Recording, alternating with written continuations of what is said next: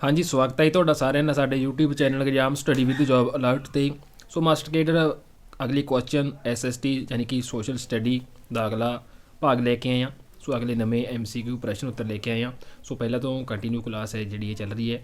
ਪਹਿਲਾਂ ਵਾਲੇ ਭਾਗ ਚੈਨਲ ਦੀ ਪਲੇਲਿਸਟ ਵਿੱਚ ਜਾ ਕੇ ਜਾਂ ਫਿਰ ਵੀਡੀਓ ਦੀ ਡਿਸਕ੍ਰਿਪਸ਼ਨ ਵਿੱਚ ਤੁਹਾਨੂੰ ਲਿੰਕ ਮਿਲ ਜਾਏਗਾ, ਉਸ 'ਤੇ ਜਾ ਕੇ ਰੀਡ ਕਰ ਲਿਓ। ਜੋ ਚੈਨਲ 'ਤੇ ਪਹਿਲੀ ਵਾਰ ਵਿਜ਼ਿਟ ਕਰ ਰਹੇ ਨੇ ਤਾਂ ਚੈਨਲ ਨੂੰ ਸਬਸਕ੍ਰਾਈਬ ਅਤੇ ਬੈਲ ਆਈਕਨ ਨਾਲ 'ਤੇ ਪ੍ਰੈਸ ਕਰ ਲਿਓ ਤਾਂ ਤੁਹਾਨੂੰ ਡੇਲੀ ਕਲਾਸ ਦੀ ਅਪਡੇਟ ਸਮੇਂ ਸਿਰ ਮਿਲਦੀ ਰਹੇ।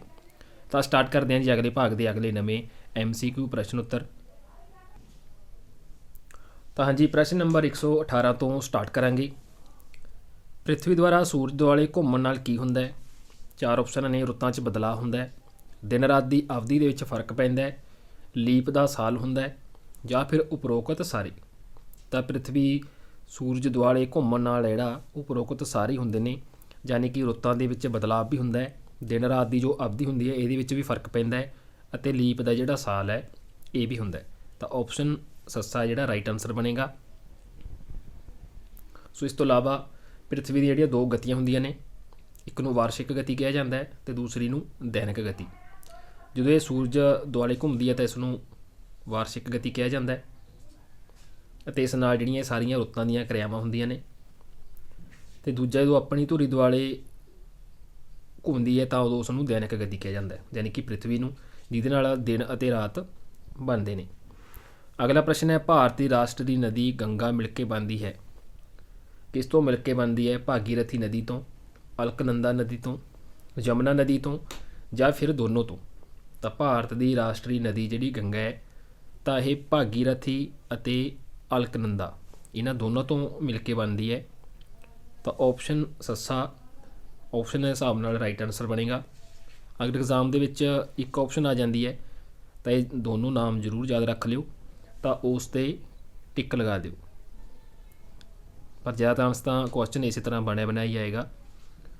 ਅਗਲਾ ਪ੍ਰਸ਼ਨ ਹੈ, ਕਿਸ ਨੂੰ ਸੰਸਦ ਦਾ ਮੈਂਬਰ ਬਣੇ ਬਿਨਾਂ ਇਸ ਦੀ ਦੋਨਾਂ ਸਦਨਾਂ 'ਚ ਬੋਲਣ ਅਤੇ ਮੀਟਿੰਗ ਵਿੱਚ ਭਾਗ ਲੈਣ ਦਾ ਅਧਿਕਾਰ ਹੁੰਦਾ ਹੈ? ਰਾਸ਼ਟਰਪਤੀ, ਉਪ ਰਾਸ਼ਟਰਪਤੀ, ਸਰਵਉੱਚ ਅਦਾਲਤ ਜਾਂ ਮਹਾਨਿਆਂਵਾਦੀ ਨੂੰ। ਤਾਂ ਇਹ ਹੁੰਦਾ ਜੀ ਮਹਾਨਿਆਂਵਾਦੀ ਨੂੰ। ਆਪਸ਼ਨ ਸੱਸਾ ਰਾਈਟ ਆਨਸਰ ਬਣੇਗਾ। ਜਿਸ ਨੂੰ ਸੰਸਦ ਦਾ ਮੈਂਬਰ ਬਣੇ ਬਿਨਾਂ ਜੋ ਇਸ ਦੇ ਦੋਨੋਂ ਸਾਧਨ ਹੁੰਦੇ ਹੈ ਇਹਦੇ ਵਿੱਚ ਬੋਲਣ ਅਤੇ ਮੀਟਿੰਗ ਦੇ ਵਿੱਚ ਭਾਗ ਲੈਣ ਦਾ ਅਧਿਕਾਰ ਹੁੰਦਾ ਹੈ, ਤਾਂ ਉਹ ਹੁੰਦਾ ਹੈ ਮਹਾਨਿਆਂਵਾਦੀ। ਮਹਾਨਿਆਂਵਾਦੀ ਕੌਣ ਹੁੰਦਾ ਹੈ? ਇਹ ਭਾਰਤ ਦਾ ਪਹਿਲਾ ਕਾਨੂੰਨ ਅਧਿਕਾਰੀ ਹੁੰਦਾ ਹੈ ਅਤੇ ਇਹਦੀ ਜਿਹੜੀ ਨਿਯੁਕਤੀ ਹੈ ਉਹ ਰਾਸ਼ਟਰਪਤੀ ਦੇ ਦੁਆਰਾ ਕੀਤੀ ਜਾਂਦੀ ਹੈ ਅਤੇ ਇਹ ਜਿਹੜਾ ਸੰਸਦ ਦੀਆਂ ਬੈਠਕਾਂ ਦੇ ਵਿੱਚ ਭਾਗ ਲੈ ਸਕਦਾ ਹੈ, ਪਰ ਇਸ ਨੂੰ ਸੰਸਦ ਦੇ ਵਿੱਚ ਵੋਟ ਦੇਣ ਦਾ ਅਧਿਕਾਰ ਨਹੀਂ ਹੁੰਦਾ। ਇਸ ਤੋਂ ਇਲਾਵਾ ਇਸ ਨੂੰ ਰਾਜ ਦੀਆਂ ਜੋ ਸਾਰੀਆਂ ਅਦਾਲਤਾਂ ਹੁੰਦੀਆਂ ਨੇ ਇਹਦੇ ਵਿੱਚ ਸੁਣਵਾਈ ਦਾ ਅਧਿਕਾਰ ਹੁੰਦਾ ਹੈ। ਇਹਦੀ ਜਿਹੜੀ ਯੋਗਤਾ ਹੁੰਦੀ ਹੈ ਉਹ ਸਰਵਉੱਚ ਅਦਾਲਤ ਦੇ ਜੱਜ ਬਣਨ ਦੇ ਬਰਾਬਰ ਹੈ, ਜਿਹੜੀ ਉਹ ਹੋਣੀ ਚਾਹੀਦੀ ਹੈ, ਯਾਨੀ ਕਿ ਮਹਾਨਿਆਂਵਾਦੀ ਦੀ। ਤਾਂ ਆਪਸ਼ਨ ਸੱਸਾ ਰਾਈਟ ਆਨਸਰ ਬਣੇਗਾ। ਸ਼ਾਕਮੁਨੀ ਕਿਸ ਨੂੰ ਕਿਹਾ ਗਿਆ ਹੈ? ਮਹਾਤਮਾ ਬੁੱਧ ਨੂੰ, ਮਹਾਵੀਰ ਸੁਵਾਮੀ ਨੂੰ, ਅਸ਼ੋਕ ਨੂੰ ਜਾਂ ਰਿਸ਼ੀ ਵੇਦ ਵਿਆਸ ਨੂੰ। ਤਾਂ ਸ਼ਾਕਮੁਨੀ ਹੈ ਜਿਹੜਾ ਮਹਾਤਮਾ ਬੁੱਧ ਨੂੰ ਕਿਹਾ ਗਿਆ ਹੈ। ਆਪਸ਼ਨ ਊੜਾ ਰਾਈਟ ਆਨਸਰ ਬਣੇਗਾ। ਮਹਾਤਮਾ ਬੁੱਧ ਸੀ ਜੋ ਸ਼ਾਕਵੰਸ਼ ਨਾਲ ਸੰਬੰਧਿਤ ਹੋਣ ਕਰਕੇ ਇਹਨਾਂ ਨੂੰ ਸ਼ਾਕਮੁਨੀ ਹੈ ਜਿਹੜਾ ਕਿਹਾ ਜਾਂਦਾ ਹੈ। ਜੋ ਹਿਊਨ-ਸਾਂਗ ਚੀਨੀ ਯਾਤਰੀ ਸੀਗਾ ਤਾਂ ਉਸ ਨੂੰ ਵੀ ਜਿਹੜਾ ਸ਼ਾਕਮੁਨੀ ਕਿਹਾ ਜਾਂਦਾ ਹੈ। ਸੋ ਜ਼ਰੂਰ ਯਾਦ ਰੱਖ ਲਿਓ। ਇੱਦਾਂ ਦਾ ਕੁਐਸਚਨ ਬਹੁਤ ਘੱਟ ਪੜ੍ਹਦੇ ਹਾਂ, ਬਹੁਤ ਘੱਟ ਧਿਆਨ ਦਿੰਦੇ ਹਾਂ। ਇਹ ਪੁੱਛ ਲਿਆ ਜਾਂਦਾ ਕਿ ਹੋਰ ਕਿਸ ਨੂੰ ਸ਼ਾਕਮੁਨੀ ਕਿਹਾ ਜਾਂਦਾ ਸੀ ਮਹਾਤਮਾ ਬੁੱਧ ਤੋਂ ਇਲਾਵਾ, ਤਾਂ ਹਿਊਨ-ਸਾਂਗ ਜੋ ਚੀਨੀ ਯਾਤਰੀ ਸੀ ਤਾਂ ਉਸ ਨੂੰ ਸ਼ਾਕਮੁਨੀ ਹੈ ਜਿਹੜਾ ਕਿਹਾ ਜਾਂਦਾ ਸੀ। ਅਗਲਾ ਪ੍ਰਸ਼ਨ ਹੈ, ਭੂਚਾਲ ਨਾਲ ਹੋਏ ਨੁਕਸਾਨ ਨੂੰ ਮਾਪਣ ਦਾ ਪੈਮਾਨਾ ਕਿਹੜਾ ਹੁੰਦਾ ਹੈ? ਰਿਕਟਰ, ਸਿਸਮੋਗ੍ਰਾਫ, ਮਰਕਾਲੀ ਜਾਂ ਫਿਰ ਇਹਨਾਂ ਵਿੱਚੋਂ ਕੋਈ ਨਹੀਂ। ਤਾਂ ਜੋ ਭੂਚਾਲ ਨਾਲ ਨੁਕਸਾਨ ਹੋਇਆ ਹੁੰਦਾ ਹੈ ਤਾਂ ਉਸ ਨੂੰ ਮਾਪਣ ਦਾ ਜੋ ਪੈਮਾਨਾ ਹੁੰਦਾ ਹੈ ਉਹ ਮਰਕਾਲੀ ਹੁੰਦਾ ਹੈ। ਆਪਸ਼ਨ ਡੀ ਰਾਈਟ ਆਨਸਰ ਬਣੇਗਾ। ਅਤੇ ਜੋ ਭੂਚਾਲ ਦੀ ਤੀਬਰਤਾ ਵੀ ਕਿੰਨਾ ਭੂਚਾਲ ਆਇਆ ਹੈ ਉਸ ਨੂੰ ਮਾਪਣ ਲਈ ਜੋ ਵਰਤਿਆ ਜਾਂਦਾ ਹੈ ਤਾਂ ਰਿਐਕਟਰ ਹੁੰਦਾ ਉਹ, ਜੋ ਆਪਣੀ ਇਹ ਪਹਿਲੀ ਇਹਦੇ ਵਿੱਚ ਆਪਸ਼ਨ ਪਈ ਹੈ। ਜੋ ਭੂਚਾਲ ਦੀ ਤੀਬਰਤਾ ਮਾਪਦਾ ਤਾਂ ਉਸ ਨੂੰ ਰਿਐਕਟਰ ਕਿਹਾ ਜਾਂਦਾ ਹੈ। ਜੋ ਭੂਚਾਲ ਨਾਲ ਹੋਏ ਨੁਕਸਾਨ ਨੂੰ ਮਾਪਦਾ ਤਾਂ ਉਸ ਨੂੰ ਮਰਕਾਲੀ ਕਿਹਾ ਜਾਂਦਾ ਹੈ। ਅਤੇ ਭੂਚਾਲ ਦਾ ਜੋ ਅਧਿਐਨ ਹੁੰਦਾ ਹੈ, ਅਧਿਐਨ ਕੀਤਾ ਜਾਂਦਾ ਹੈ ਤਾਂ ਉਸ ਨੂੰ ਸਿਸਮੋਗ੍ਰਾਫ ਕਿਹਾ ਜਾਂਦਾ ਹੈ। ਇਸ ਤੋਂ ਇਲਾਵਾ ਜੋ ਆਫਤ ਪ੍ਰਬੰਧਨ ਨੈਸ਼ਨਲ ਕੇਂਦਰ ਹੈ, ਅਗਰ ਇਹ ਪੁੱਛ ਲਿਆ ਜਾਵੇ ਤਾਂ ਉਹ ਦਿੱਲੀ ਦੇ ਵਿੱਚ ਹੈ। ਸੋ ਅਲੱਗ-ਅਲੱਗ ਇਹ ਯੰਤਰ ਨੇ ਮਾਪਣ ਵਾਲੇ। ਅਗਲਾ ਪ੍ਰਸ਼ਨ ਹੈ, ਭੂਚਾਲ ਆਉਣ ਦਾ ਕਾਰਨ ਕੀ ਹੈ? ਧਰਤੀ ਦੀਆਂ ਟੈਕਟੋਨਿਕ ਪਲੇਟਾਂ 'ਚ ਹਿਲਜੁਲ ਹੋਣਾ, ਗਲੋਬ ਵਾਰਮਿੰਗ ਕਰਕੇ, ਧਰਤੀ ਦੀ ਅੰਦਰਲੀ ਪਰਤ 'ਚ ਤਾਪਮਾਨ ਵਧਣ ਕਰਕੇ, ਧਰਤੀ ਤੋਂ ਲਾਵਾ ਨਿਕਲਣ ਕਰਕੇ। ਤਾਂ ਭੂਚਾਲ ਆਉਣ ਦਾ ਜਿਹੜਾ ਕਾਰਨ ਹੁੰਦਾ ਹੈ ਤਾਂ ਆਪਸ਼ਨ ਊੜਾ ਹੈ, ਧਰਤੀ ਦੀਆਂ ਟੈਕਟੋਨਿਕ ਪਲੇਟਾਂ ਦੇ ਵਿੱਚ ਹਿਲਜੁਲ ਹੋਣ ਕਰਕੇ ਜਿਹੜਾ ਭੂਚਾਲ ਆਉਂਦਾ ਹੈ। ਸੋ ਧਰਤੀ ਦੇ ਅੰਦਰ ਭੂਚਾਲ ਦੀਆਂ ਜਿਹੜੀਆਂ ਤਰੰਗਾਂ ਉੱਠਦੀਆਂ ਨੇ ਤਾਂ ਉਸ ਨੂੰ ਕੇਂਦਰ ਉਦਗਮ ਕੇਂਦਰ ਕਿਹਾ ਜਾਂਦਾ ਹੈ। ਸੋ ਆਪਸ਼ਨ ਊੜਾ ਆਪਣਾ ਰਾਈਟ ਆਨਸਰ ਬਣੇਗਾ। ਅਗਲਾ ਪ੍ਰਸ਼ਨ ਹੈ, ਸੰਸਾਰ ਦੇ ਜ਼ਿਆਦਾਤਰ ਜਵਾਲਾਮੁਖੀ ਉਤਪੰਨ ਹੁੰਦੇ ਹਨ। ਕਿੱਥੋਂ ਉਤਪੰਨ ਹੁੰਦੇ ਨੇ ਜ਼ਿਆਦਾ ਜਵਾਲਾਮੁਖੀ ਸੰਸਾਰ ਦੇ ਪੁੱਛਿਆ ਗਿਆ ਹੈ। ਹਿੰਦ ਮਹਾਸਾਗਰ, ਅੰਧ ਮਹਾਸਾਗਰ, ਉਪਰੋਕਤ ਸਾਰੇ ਜਾਂ ਫਿਰ ਪ੍ਰਸ਼ਾਂਤ ਮਹਾਸਾਗਰ। ਤਾਂ ਸੰਸਾਰ ਦੇ ਜ਼ਿਆਦਾ ਜਵਾਲਾਮੁਖੀ ਜਿਹੜੇ ਉਤਪੰਨ ਹੁੰਦੇ ਨੇ ਉਹ ਪ੍ਰਸ਼ਾਂਤ ਮਹਾਸਾਗਰ ਦੇ ਵਿੱਚੋਂ ਹੁੰਦੇ ਨੇ। ਆਪਸ਼ਨ ਸੱਸਾ ਰਾਈਟ ਆਨਸਰ ਬਣੇਗਾ। ਸੰਸਾਰ ਦੇ 2/3 ਭੂਚਾਲ ਨੇ ਜਿਹੜੇ ਉਹ ਪ੍ਰਸ਼ਾਂਤ ਮਹਾਸਾਗਰ ਦੇ ਜੋ ਜਵਾਲਾ ਚੱਕਰ ਹੁੰਦੇ ਨੇ ਇਹਦੇ ਵਿੱਚ ਆਉਂਦੇ ਨੇ। ਜਵਾਲਾਮੁਖੀ ਹੈ ਜਿਹੜਾ 3 ਤਰ੍ਹਾਂ ਦੀ, ਯਾਨੀ ਕਿ ਕਿਰਿਆਸ਼ੀਲ, ਪ੍ਰਸੁਪਤ ਅਤੇ ਬੁੱਝਿਆ ਹੋਇਆ। ਅੰਡੇਮਾਨ ਜੋ ਟਾਪੂ ਸੀਗਾ ਭਾਰਤੀ ਬੈਰਨ ਦੀਪ 'ਤੇ, ਇਸ 'ਤੇ ਇੱਕ ਵਾਰ ਵਿਸਫੋਟ ਹੋਇਆ ਅਤੇ ਇਸ ਤੋਂ ਬਾਅਦ ਇਹ ਹਾਲੇ ਤੱਕ ਸ਼ਾਂਤ ਹੈ। ਸੋ ਵਿਸਫੋਟ 'ਤੇ ਪੁੱਛਿਆ ਜਾ ਸਕਦਾ ਹੈ ਕਿ ਕਿੱਥੇ ਹੈ ਜਿਹੜਾ ਇੱਕ ਵਾਰ ਵਿਸਫੋਟ ਹੋਇਆ ਸੀ। ਤਾਂ ਅੰਡੇਮਾਨ ਟਾਪੂ ਭਾਰਤੀ ਬੈਰਨ ਦੀਪ 'ਤੇ। ਸੋ ਆਪਸ਼ਨ ਸੱਸਾ ਰਾਈਟ ਆਨਸਰ ਬਣੇਗਾ। ਅਗਲਾ ਪ੍ਰਸ਼ਨ ਹੈ, independent labour party of India ਦੀ ਸਥਾਪਨਾ ਕਿਸ ਨੇ ਕੀਤੀ ਸੀ? ਡਾਕਟਰ ਬੀ ਆਰ ਅੰਬੇਦਕਰ ਨੇ, ਮਹਾਤਮਾ ਗਾਂਧੀ ਨੇ, ਜੋਤੀਬਾ ਫੂਲੇ ਨੇ ਜਾਂ ਫਿਰ ਸ਼੍ਰੀ ਨਾਰਾਇਣ ਗੁਰੂ ਨੇ। ਤਾਂ independent labour party of India ਇਹਦੀ ਸਥਾਪਨਾ ਸੀ ਜਿਹੜੀ ਡਾਕਟਰ ਬੀ ਆਰ ਅੰਬੇਦਕਰ ਨੇ ਕੀਤੀ ਸੀ। ਆਪਸ਼ਨ ਊੜਾ ਰਾਈਟ ਆਨਸਰ ਬਣੇਗਾ। ਸਭ ਤੋਂ ਪਹਿਲਾਂ ਹਰੀਜਨ ਸ਼ਬਦ ਦੀ ਵਰਤੋਂ ਕਿਸ ਨੇ ਕੀਤੀ? ਡਾਕਟਰ ਬੀ ਆਰ ਅੰਬੇਦਕਰ ਨੇ, ਮਹਾਤਮਾ ਗਾਂਧੀ ਨੇ, ਜੋਤੀਬਾ ਫੂਲੇ ਨੇ ਜਾਂ ਫਿਰ ਸ਼੍ਰੀ ਨਾਰਾਇਣ ਗੁਰੂ ਨੇ। ਸੋ ਇਹਦਾ ਆਨਸਰ ਤੁਹਾਨੂੰ ਪਤਾ ਲੱਗ ਗਿਆ ਹੋਵੇਗਾ, ਕਾਫੀ ਵਾਰ ਇਹ ਕੁਐਸਚਨ ਐਗਜ਼ਾਮ ਦੇ ਵਿੱਚ ਪੁੱਛਿਆ ਗਿਆ ਹੈ। ਤਾਂ ਮਹਾਤਮਾ ਗਾਂਧੀ ਜੀ ਨੇ ਸਭ ਤੋਂ ਪਹਿਲਾਂ ਹਰੀਜਨ ਸ਼ਬਦ ਦੀ ਵਰਤੋਂ ਕੀਤੀ ਸੀ।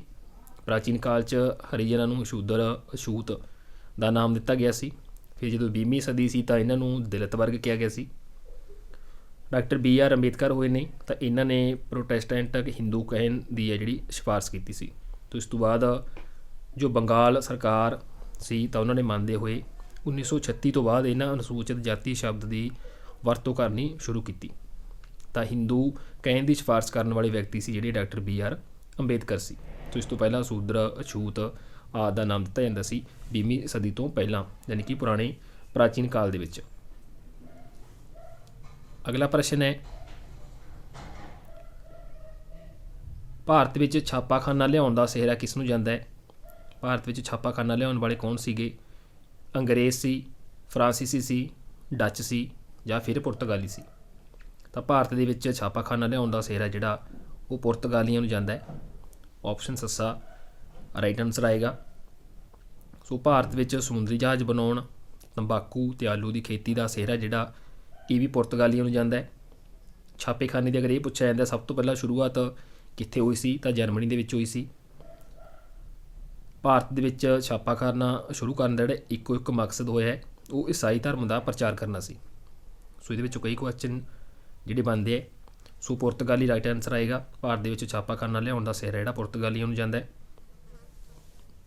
ਅਗਲਾ ਪ੍ਰਸ਼ਨ ਹੈ, ਸੰਵਾਦ ਕੌਮ ਦੀ ਅਖਬਾਰ ਦਾ ਸੰਪਾਦਕ ਕੌਣ ਸੀ? ਰਾਜਾ ਰਾਮ ਮੋਹਨ ਰਾਏ, ਬਾਲ ਗੰਗਾਧਰ ਤਿਲਕ, ਬੰਕਿਮ ਚੰਦਰ ਚਟਰਜੀ ਜਾਂ ਫਿਰ ਰਵਿੰਦਰਨਾਥ ਟੈਗੋਰ।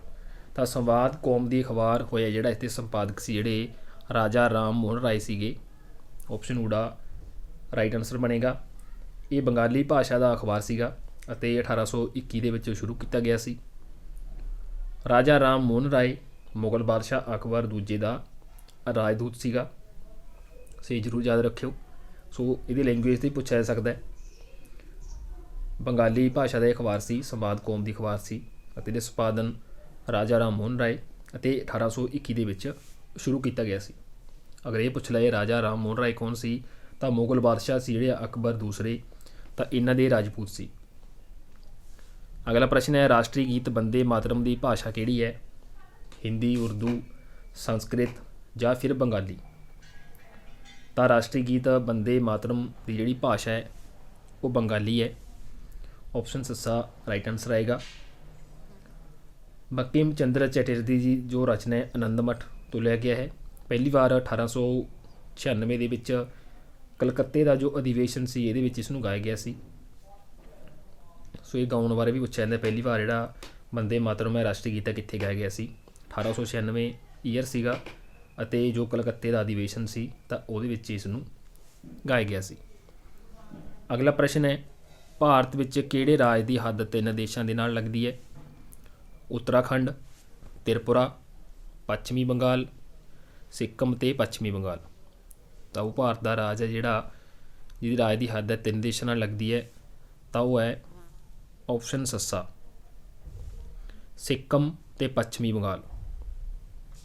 ਸੋ ਇਸ ਦੀ ਇਹ ਰਾਜ ਹੈ ਜਿਹਦੀ ਹੱਦ ਹੈ 3 ਦੇਸ਼ਾਂ ਦੇ ਨਾਲ ਲੱਗਦੀ ਹੈ। ਸਿੱਕਮ ਦੀ ਜਿਹੜੀ ਚੀਨ, ਨੇਪਾਲ ਅਤੇ ਭੂਟਾਨ ਨਾਲ, ਪੱਛਮੀ ਬੰਗਾਲ ਦੀ ਨੇਪਾਲ, ਭੂਟਾਨ ਅਤੇ ਬੰਗਲਾਦੇਸ਼, ਜੰਮੂ ਕਸ਼ਮੀਰ ਦੀ ਪਾਕਿਸਤਾਨ, ਅਫਗਾਨਿਸਤਾਨ ਅਤੇ ਚੀਨ, ਅਤੇ ਭਾਰਤ ਦੇ ਕੁੱਲ 17 ਰਾਜਾਂ ਨੂੰ ਜਿਹੜੀ ਹੋਰ ਦੇਸ਼ਾਂ ਦੀ ਹੱਦ ਹੈ ਜਿਹੜੀ ਲੱਗਦੀ ਹੈ। ਇਹ ਵੀ ਪੁੱਛ ਲਿਆ ਜਾਂਦਾ ਕਿ ਭਾਰਤ ਨੂੰ ਕਿੰਨੇ ਗਿਣਤੀ ਦੇ ਵਿੱਚ ਕਿੰਨੇ ਰਾਜਾਂ ਦੀ ਕਿੰਨੇ ਦੇਸ਼ਾਂ ਦੀ ਜਿਹੜੀ ਹੱਦ ਲੱਗਦੀ ਹੈ ਤਾਂ ਉਹ 17 ਦੀ। ਅਗਲਾ ਪ੍ਰਸ਼ਨ ਹੈ, ਅਜੰਤਾ ਏਲੋਰਾ ਦੀਆਂ ਗੁਫਾਵਾਂ ਦੇ ਚਿੱਤਰ ਹਨ। ਕਿਸ ਦੇ ਚਿੱਤਰ ਨੇ? ਬੁੱਧ ਧਰਮ ਦੇ, ਜੈਨ ਧਰਮ ਦੇ, ਹਿੰਦੂ ਧਰਮ ਦੇ ਜਾਂ ਫਿਰ ਉਪਰੋਕਤ ਸਾਰੇ। ਤਾਂ ਅਜੰਤਾ ਦੇ ਵਿੱਚ ਏਲੋਰਾ ਦੀਆਂ ਗੁਫਾਵਾਂ ਦੇ ਵਿੱਚ ਜਿਹੜੇ ਉਪਰੋਕਤ ਸਾਰਿਆਂ ਦੇ ਚਿੱਤਰ ਨੇ ਬੁੱਧ ਧਰਮ, ਜੈਨ ਧਰਮ ਅਤੇ ਹਿੰਦੂ ਧਰਮ ਦੇ। ਅਜੰਤਾ ਦੀਆਂ ਗੁਫਾਵਾਂ ਉਹ ਮੱਧ ਪ੍ਰਦੇਸ਼ ਦੇ ਵਿੱਚ ਨੇ। ਕੁੱਲ ਜਿਹੜੀ ਇਹਨਾਂ ਦੀ ਗਿਣਤੀ ਹੈ ਉਹ 26 ਹੈ। 2 ਸਦੀ ਈਸਵੀ ਪੂਰਵ ਤੋਂ 7ਵੀਂ ਸਦੀ ਈਸਵੀ ਤੱਕ ਇਹਨਾਂ ਦਾ ਨਿਰਮਾਣ ਸੀ ਜਿਹੜਾ ਕੀਤਾ ਗਿਆ ਸੀ। ਸੋ ਜੋ ਏਲੋਰਾ ਦੀਆਂ ਨੇ ਮੱਧ ਪ੍ਰਦੇਸ਼ ਦੇ ਵਿੱਚ ਵੀ ਨੇ ਤਾਂ ਇਹਨਾਂ ਦੀ ਕੁੱਲ ਗਿਣਤੀ ਹੈ ਜਿਹੜੀ ਉਹ 34 ਹੈ। ਜੋ ਰਾਸ਼ਟਰਕੂਟ ਸ਼ਾਸਕ ਕ੍ਰਿਸ਼ਨ ਪਹਿਲਾ ਸੀ ਤਾਂ ਇਸਨੇ 8ਵੀਂ ਸਦੀ ਦੌਰਾਨ ਪਹਾੜੀ ਨੂੰ ਕੱਟ ਕੇ ਮਹਾਤਮਾ ਬੁੱਧ, ਹਿੰਦੂ ਧਰਮ, ਜੈਨ ਧਰਮ, ਸ਼ੈਵ ਮਤ, ਮਹਾਭਾਰਤ, ਰਾਮਾਇਣ, ਰਾਵਣ, ਕੈਲਾਸ਼ ਪਰਬਤ, ਲక్ష్ਮੀ ਆਦਿ ਦੇ ਚਿੱਤਰ ਸੀ ਜਿਹੜੇ ਉਹ ਬਣਾਏ ਸੀ। ਸੋ ਹਿਸਟਰੀ ਵਾਲੀ ਕਲਾਸ ਦੇ ਵਿੱਚ ਹੀ ਤੁਹਾਨੂੰ ਇਹ ਦੱਸਿਆ ਸੀ ਏਲੋਰਾ ਦੀਆਂ ਗੁਫਾਵਾਂ ਦੇ ਬਾਰੇ, ਅਤੇ ਰਾਸ਼ਟਰਕੂਟ ਕ੍ਰਿਸ਼ਨਨ ਪਹਿਲਾ ਇਸ ਨੇ ਕੱਟ ਕੇ ਇਸ ਨੂੰ ਬਣਾਇਆ ਸੀ। ਅਗਲਾ ਪ੍ਰਸ਼ਨ ਹੈ, ਅਕਬਰ ਨੇ ਬੁਲੰਦ ਦਰਵਾਜ਼ਾ ਕਿਹੜੇ ਪ੍ਰਦੇਸ਼ ਦੀ ਜਿੱਤ ਦੀ ਖੁਸ਼ੀ ਦੇ ਵਿੱਚ ਬਣਵਾਇਆ ਸੀ? ਚਿਤੌੜਗੜ੍ਹ, ਦੱਖਣ ਭਾਰਤ, ਦੇਵਗਿਰੀ ਜਾਂ ਫਿਰ ਗੁਜਰਾਤ। ਤਾਂ ਪੰਜਾਬ ਟੈਟ ਦੇ ਐਗਜ਼ਾਮ ਦੇ ਵਿੱਚ ਵੀ ਇਹ ਕੁਐਸਚਨ ਪੁੱਛਿਆ ਗਿਆ ਸੀ ਤਾਂ ਇਹ ਬਣਾਇਆ ਸੀਗਾ ਜੀ ਆਪਸ਼ਨ ਸੱਸਾ ਗੁਜਰਾਤ ਪ੍ਰਦੇਸ਼ ਦੀ ਜਿੱਤ ਦੀ ਖੁਸ਼ੀ ਦੇ ਵਿੱਚ ਅਕਬਰ ਦੇ ਦੁਆਰਾ ਬੁਲੰਦ ਦਰਵਾਜ਼ਾ ਜਿਹੜਾ ਉਹ ਬਣਾਇਆ ਗਿਆ ਸੀ। 1601 ਈਸਵੀ ਦੇ ਵਿੱਚ ਗੁਜਰਾਤ ਅਤੇ ਉੱਤਰ ਪ੍ਰਦੇਸ਼ ਨੂੰ ਜਿੱਤਣ ਦੀ ਖੁਸ਼ੀ ਦੇ ਵਿੱਚ ਫਤਿਹਪੁਰ ਸੀਕਰੀ ਵਿਖੇ ਇਸ ਦਾ ਨਿਰਮਾਣ ਕਰਵਾਇਆ ਗਿਆ ਸੀ। ਇਹ ਵੀ ਪੁੱਛ ਲਿਆ ਜਾਂਦਾ ਹੈ ਕਿ ਕਿੱਥੇ ਕਰਵਾਇਆ ਗਿਆ ਸੀਗਾ ਬੁਲੰਦ ਦਰਵਾਜ਼ੇ ਦਾ ਨਿਰਮਾਣ? ਫਤਿਹਪੁਰ ਸੀਕਰੀ ਵਿਖੇ। ਬੁਲੰਦ ਦਰਵਾਜ਼ੇ ਦਾ ਅਗਰ ਅਰਥ ਪੁੱਛਿਆ ਜਾਂਦਾ ਹੈ ਤਾਂ ਉਹ ਸੀਗਾ ਮਹਾਨ ਜਾਂ ਉੱਚਾ। ਅਗਰ ਇਸ ਦੀ ਉਚਾਈ ਪੁੱਛੀ ਜਾਂਦੀ ਹੈ ਤਾਂ ਇਹਦੀ ਉਚਾਈ ਸੀ ਜਿਹੜੀ 54 ਮੀਟਰ ਸੀ। ਅਤੇ ਇਹ ਜਿਹੜਾ ਦਰਵਾਜ਼ਾ ਬਣਿਆ ਸੀ ਇਹ ਫਾਰਸੀ ਸ਼ੈਲੀ ਦੇ ਵਿੱਚ ਬਣਿਆ ਸੀ। ਤਾਂ ਇਹ ਵੀ ਜ਼ਰੂਰ ਯਾਦ ਰੱਖਿਓ। ਭਾਰਤ ਦੀ ਸਭ ਤੋਂ ਵੱਡੀ ਜਨਜਾਤੀ ਕਿਹੜੀ ਹੈ? ਭੀਲ, ਗੌਂਡ, ਥਾਰੂ ਜਾਂ ਫਿਰ ਸੰਥਾਲ। ਤਾਂ ਇਹ ਚਾਰੋਂ ਨਾਮ ਜਿਹੜੇ ਜਨਜਾਤੀਆਂ ਦੇ ਨੇ ਅਤੇ ਸਭ ਤੋਂ ਵੱਡੀ ਭਾਰਤ ਦੀ ਜਿਹੜੀ ਜਨਜਾਤੀ ਹੈ ਉਹ ਗੌਂਡ ਹੈ, ਆਪਸ਼ਨ ਬੀ। ਬਾਕੀ ਅਲੱਗ-ਅਲੱਗ ਜਨਜਾਤੀਆਂ ਨੇ ਜਿਹੜੀਆਂ ਉਹ ਪਾਈਆਂ ਜਾਂਦੀਆਂ ਨੇ, ਜਿਵੇਂ ਗੁਜਰਾਤ ਦੇ ਵਿੱਚ ਭੀਲ, ਬੰਜਾਰਾ ਪਾਈ ਜਾਂਦੀ ਹੈ, ਮਹਾਰਾਸ਼ਟਰ ਦੇ ਵਿੱਚ ਗੌਂਡ ਜਾਂ ਕੋਲੀ ਪਾਈ ਜਾਂਦੀ ਹੈ। ਸੋ ਇਹ ਵੀ ਪੁੱਛ ਲਿਆ ਜਾਂਦਾ ਹੈ ਕਿ ਗੌਂਡ ਸਭ ਤੋਂ ਵੱਡੀ ਜੋ ਭਾਰਤ ਦੀ ਜਨਜਾਤੀ ਹੈ ਕਿੱਥੇ ਪਾਈ ਜਾਂਦੀ ਹੈ? ਮਹਾਰਾਸ਼ਟਰ ਦੇ ਵਿੱਚ। ਸੋ ਇਸ ਤੋਂ ਇਲਾਵਾ ਰਾਜਸਥਾਨ ਕਈ ਵਾਰ ਪੁੱਛ ਲਿਆ ਜਾਂਦਾ ਹੈ, ਮੀਣਾ ਅਤੇ ਸਾਂਸੀ। ਸੋ ਇਸ ਤਰ੍ਹਾਂ ਦੀਆਂ ਇਹ ਸਾਰੀਆਂ ਅਲੱਗ-ਅਲੱਗ ਜਨਜਾਤੀਆਂ ਨੇ, ਪਰ ਇਹ ਜ਼ਿਆਦਾ ਕੁਐਸਚਨ ਇਹੀ ਆਉਣ ਦੀ ਸੰਭਾਵਨਾ ਹੈ ਕਿ ਭਾਰਤ ਦੀ ਸਭ ਤੋਂ ਵੱਡੀ ਜਨਜਾਤੀ ਕਿਹੜੀ ਹੈ? ਤਾਂ ਗੌਂਡ ਹੈ ਅਤੇ ਮਹਾਰਾਸ਼ਟਰ ਦੇ ਵਿੱਚ ਹੀ ਪਾਈ ਜਾਂਦੀ ਹੈ। ਅਗਲਾ ਪ੍ਰਸ਼ਨ ਹੈ, ਕਿਹੜਾ ਨਾਚ ਸਿਰਫ ਪੁਰਸ਼ ਕਲਾਕਾਰ ਕਰਦੇ ਨੇ?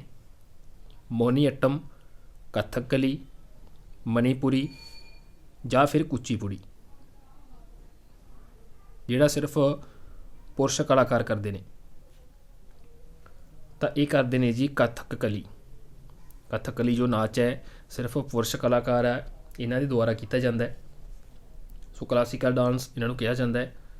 ਭਾਰਤੀ ਨਟਿਅਮ ਤਮਿਲਨਾਡੂ, ਕੁਚੀਪੁੜੀ ਆਂਧਰਾ ਪ੍ਰਦੇਸ਼, ਕਥਕਲੀ ਕੇਰਲ, ਸਤਰੀਆ ਅਸਾਮ, ਮੋਨੀਅਟਮ ਕੇਰਲ, ਮਨੀਪੁਰੀ ਮਨੀਪੁਰ, ਉਡੀਸੀ ਉੜੀਸਾ, ਕੱਥਕ ਉੱਤਰ ਭਾਰਤ ਅਤੇ ਉੱਤਰ ਪ੍ਰਦੇਸ਼।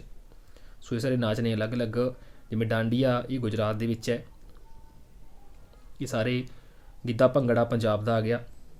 ਕਿੱਕਲੀ ਝੂਮਰ ਇਹ ਸਾਰੇ ਪੰਜਾਬ ਦੇ ਨੇ। ਸੋ ਕੱਥਕਲੀ ਨਾਚ ਜਿਹੜਾ ਪੁਰਸ਼ ਕਲਾਕਾਰ ਕਰਦੇ ਨੇ। ਜੰਮੂ ਕਸ਼ਮੀਰ ਦੇ ਮੁੱਖ ਮੰਤਰੀ ਦਾ ਕਾਰਜਕਾਲ ਹੈ ਜਿਹੜਾ ਕਿੰਨਾ ਹੁੰਦਾ ਹੈ? 5 ਸਾਲ, 4 ਸਾਲ, 7 ਸਾਲ ਜਾਂ ਫਿਰ 6 ਸਾਲ। ਹੁੰਦਾ ਸੀ ਬਣ ਗਿਆ ਕਿਉਂਕਿ ਧਾਰਾ 370 ਤਹਿਤ ਹਟਾ ਦਿੱਤਾ ਗਿਆ। ਤਾਂ ਕਈ ਵਾਰ ਪੁਰਾਣਾ ਕੁਐਸਚਨ ਪੁੱਛ ਲਿਆ ਜਾਂਦਾ ਹੈ। ਤਾਂ ਇਹ ਹੁੰਦਾ ਸੀ 6 ਸਾਲ ਦਾ। ਤਾਂ ਜ਼ਰੂਰ ਯਾਦ ਰੱਖਿਓ। ਕਾਫੀ ਉਮੀਦਵਾਰ ਭੁੱਲ ਗਏ ਹੋਣਗੇ ਕਿਉਂਕਿ ਹੁਣ ਜੰਮੂ ਕਸ਼ਮੀਰ ਦੇ ਵਿੱਚ ਧਾਰਾ 370 ਜਿਹੜੀ ਉਹ ਹਟਾ ਦਿੱਤੀ ਗਈ ਹੈ। ਸੋ ਦੋਸਤੋ ਇਹ ਅਗਲੇ ਭਾਗ ਦੇ ਅਗਲੇ ਮੋਸਟ ਇੰਪੋਰਟੈਂਟ ਕੁਐਸਚਨ ਸੀ। ਉਮੀਦ ਕਰਦੇ ਹਾਂ ਸਮਝ ਆਏ ਹੋਣਗੇ। ਨਾਲ ਦੀ ਨਾਲ ਨੋਟ ਵੀ ਤੁਸੀਂ ਕੀਤੇ ਹੋਣਗੇ ਜ਼ਰੂਰ। ਜੋ ਕੁਐਸਚਨ ਦੇ ਨਾਲ ਹੋਰ ਇਨਫੋਰਮੇਸ਼ਨ ਤੁਹਾਨੂੰ ਦੱਸਦੇ ਨਾਲ ਦੀ ਨਾਲ ਜ਼ਰੂਰ ਲਿਖ ਲਿਆ ਕਰੋ। ਸੋ ਯਾਦ ਰਹਿੰਦੇ ਲਿਖਣ ਨਾਲ। ਸੋ ਕੰਟੀਨਿਊ ਵੀਡੀਓ ਤੁਹਾਨੂੰ ਪ੍ਰੋਵਾਈਡ ਕਰਦੇ ਰਹਾਂਗੇ। ਵੀਡੀਓ ਚੰਗੀ ਲੱਗੇ ਲਾਈਕ, ਕਮੈਂਟ ਅਤੇ ਅੱਗੇ ਸ਼ੇਅਰ ਜ਼ਰੂਰ ਕਰ ਦਿਆ ਕਰੋ। ਧੰਨਵਾਦ ਜੀ।